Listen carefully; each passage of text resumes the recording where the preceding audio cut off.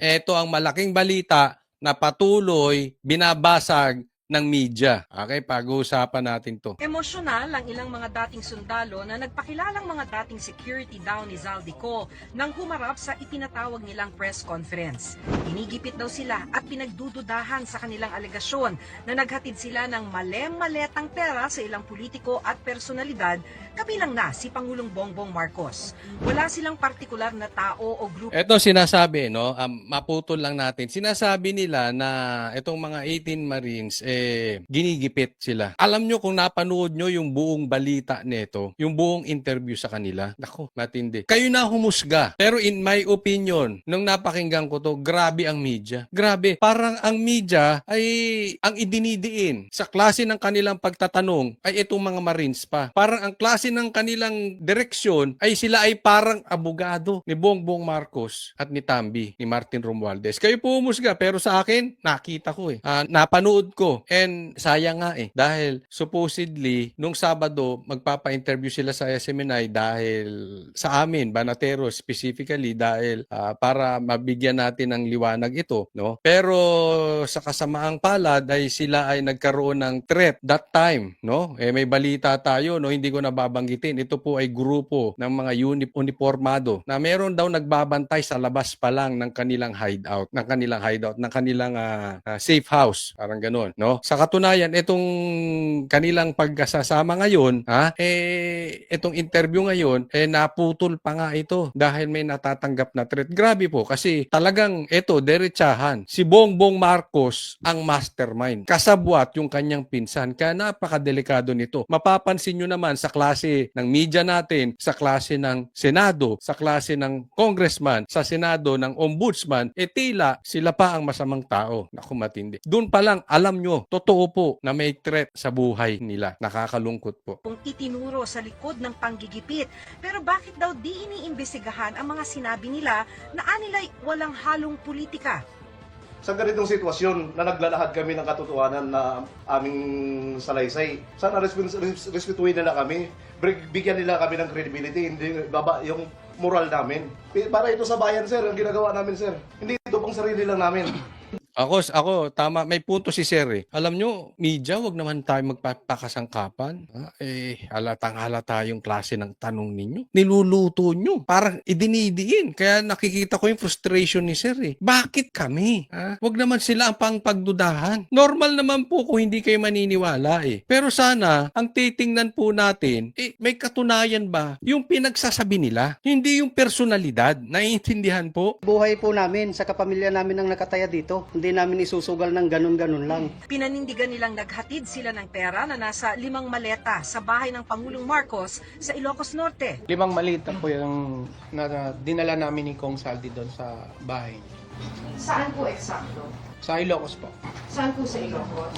Yung ano po, may lake. Doon sa may lake, naku, may lake ko. Doon sa Ilocos Norte na may lake, doon ba ando doon na hindi na siguro nila binanggit yung address kasi baka hindi po legal po yun. Pero yung address sa bahay mismo ni Bongbong Marcos, di ba? Ang sabi nga kanina, pamilya namin ang nakataya dito, buhay namin. Alam mo, mas maniniwala ako tingnan no. Sila, wala silang illegal na nagawa. Pero nagsasalita sila para isakripisyo yung kanilang buhay at yung kanilang pamilya para makatulong sa taong bayan. Totoo ba? Yes. Wala naman silang problema di ba? Unlike yung mga testigo ng kay BP Sara nakakulong. Iyon may problema. Yun mismo, pwedeng gawing kasangkapan ng gobyerno. Pwedeng fake. Ito wala, nananahimik ka sa buhay mo. Magsasalita ka, itataya mo buhay. Alam mo, para sa isang pamilyado, masakit yun. Itataya mo. Di bali ng buhay mo Pero itataya mo yung buhay ng mga anak mo. Matindi po ito. Ibig sabihin, legit po. Ilan po yung May ano, boss? yung may lake. Nakita rin daw nila si Congressman Laila De Lima noong Nako. taong 2025 sa isang townhouse sa Forbes Park, Makati na laging kamiting si Congressman Zaldico. Yung time na nakikita namin siya, ma'am, 2025 2025 po, sa townhouse. sa townhouse po, lagi po siya doon. Kamiting sila boss. Then, paglabas niyan, may mga bit-bit na po yan sila na paper bag.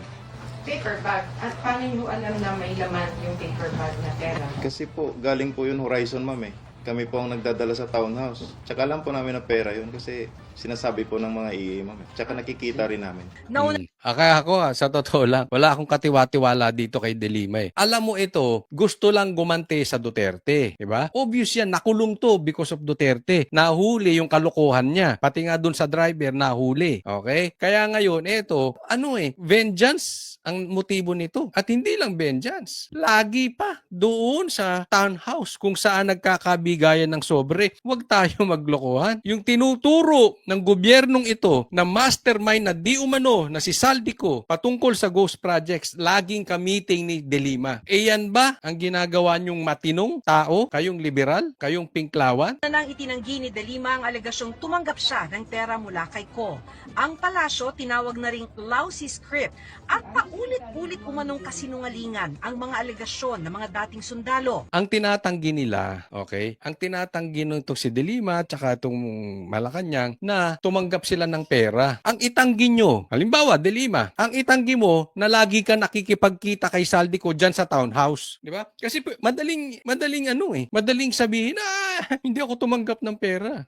Anong ginagawa mo dun sa townhouse? Nagiinuman kayo ng driver ni Saldico. Ako nagtatanong lang, di ba? Ano sa tingin nyo? Kainuman niya yung mga driver? Pogi ba mga driver ni Saldico? Hindi ko alam. Yun ang itanggi mo kasi yun ang sinasabi. Lagi ka dun sa townhouse. Yun din ang itanggi nyo, Malacanang. Huwag nyong sirain yung credibility nito. Itanggi ninyo na wala kayong natatanggap na maleta dyan at walang diniliber na maleta dyan sa Ilocos Norte, dyan mismo sa bahay nyo dyan sa may lake. Sundalo. Pero puna ni Vice President Sara Duterte, tila raw walang interes o agarang hakbang ang administrasyon na siyasatin ang katotohanan.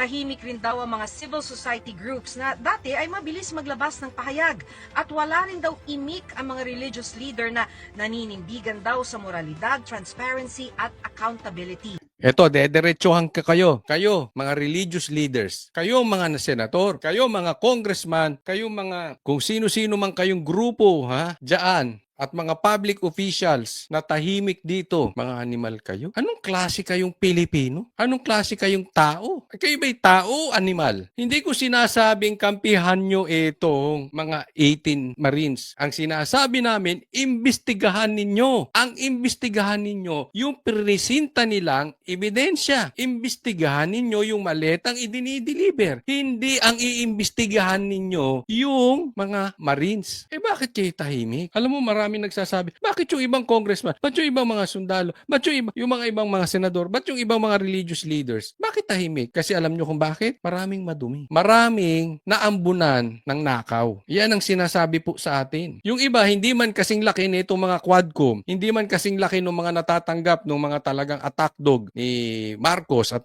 ni Tambi, pero nakatanggap din yung iba. Kaya ang tatahimik. At accountability. They're trying to create a political tipping point. What more? Alam na natin yun, di ba? They want to a branch of the service to rise up in arms. Yun naman yun eh. Local yan. I think we know who's behind it. Tingnan mo to. Napakadelikado po to. Ang sasabihin ng ombudsman na parang ang motibo nitong Marines na ito ay maghikayat ng sedisyon o rebellion o para pataubin ang gobyerno. Ombudsman to Ombudsman. Anong gagawin natin kapag tayo ay kailangan magreklamo sa mga opisyal ng gobyerno? Sasabihin, sedition, inciting to sedition, gustong pataubin ng gobyerno? Anong klaseng ombudsman to? Hindi, sa totoo lang. Obligasyon mong imbestigahan yung ebidensya. Bakit ka nakafocus doon sa mga Marines? Alam mo, okay lang yan kung nasa korte na eh. Diba? Normal yan. Sisirain mo yung credibility nung nagpipresenta ng ebidensya. Dahil ikaw ay nagtatrabaho doon ikaw ay abogado nung iyong boss na pinagbibintangan. Pero dito ombudsman ka. Hindi ka abogado ni Bongbong Marcos. Hindi ka abogado ni Tambaluslus. Ikaw ay ombudsman ng taong bayan. Anong gagawin natin sa Pilipinas kung ganito ang ombudsman natin? Nag-aastang abogado nung mastermind ng ghost projects. Hindi ganyan ang dapat reaction. Very dangerous tong ginagawa nitong si Boying. Very dangerous. Dapat gawin mo muna yung trabaho mo. Hindi ka dapat naghuhusga agad. We know who's behind it.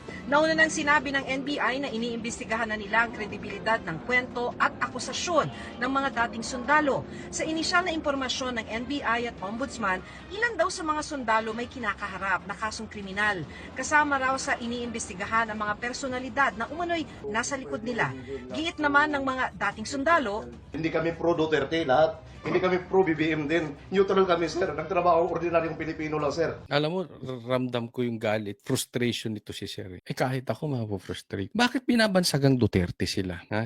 Hindi sila pro BBM, hindi sila pro Duterte. Baka nga, ako sa tingin ko lang there is a possibility na anti-Duterte itong mga to. Hindi natin alam. Pero kung titingnan natin, remember, nagtatrabaho ito, yung iba sa kanila matagal na kay Saldico. Of course, si Saldico ang nagpapasahod sa kanila. Of course, si Saldico ay may influence over them. At alam naman natin si Saldico galit sa mga Duterte. Binabakbakan yan si Sara, no? So, hindi malayo sa usapin. Baka yung iba dyan o marami sa kanila anti-Duterte. Pero hindi yun ang issue. Hindi kung anti-Duterte ka, pro-Duterte ka. Or pro-BBM ka, anti-BBM. Pag-usapan natin yung ebidensyang pinupresenta nila. Hindi yung personalidad. Hindi sila. Di ba? Wala pong sumusuporta sa amin. Kahit sino sir, nasa label po kami, hindi kami lumapit kung kahit sino. hindi kumpleto kanina ang lahat ng 18 Marines. Ang iba daw tinitiyak na safe ang pamilya nila. Teka muna ha.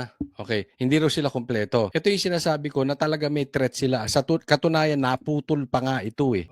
Dahil nagsalita na si Defensor, sabi niya meron ng threat. Kasi ayaw natin magbintang, okay? Pero meron talaga na kakasubaybay sa kanila. Hindi natin alam. Malay mo. Ito hindi po tayo nagbibintang. Pero malay mo, even MMDA, na sa pangilalim yan, galaw yan ni Torre. Hindi ko po pinagbibintangan. Ang sinasabi ko rito, posible. Di ba? Sila yung nakakalat sa kalsada. Hindi mo alam kung sila ay nag-aano ng trapiko or sinusubaybayan na sila. Pero meron talagang threat sa kanila. And that is given. Obvious po yun. Di ba? Kita mo kung paano sumagot yung ombudsman. Ombudsman yun. Halata mong pilipit. Halata mong pinilipit ang facts. Kasi sasabihin, sabi pa nga nila yung iba dito may kasong atang homicide o murder. Di ba yung nabanggit? Paano may murder? Di ba? Hindi bailable yun. Paano sila laya? Di ba? Kung ano-ano binibintang dito.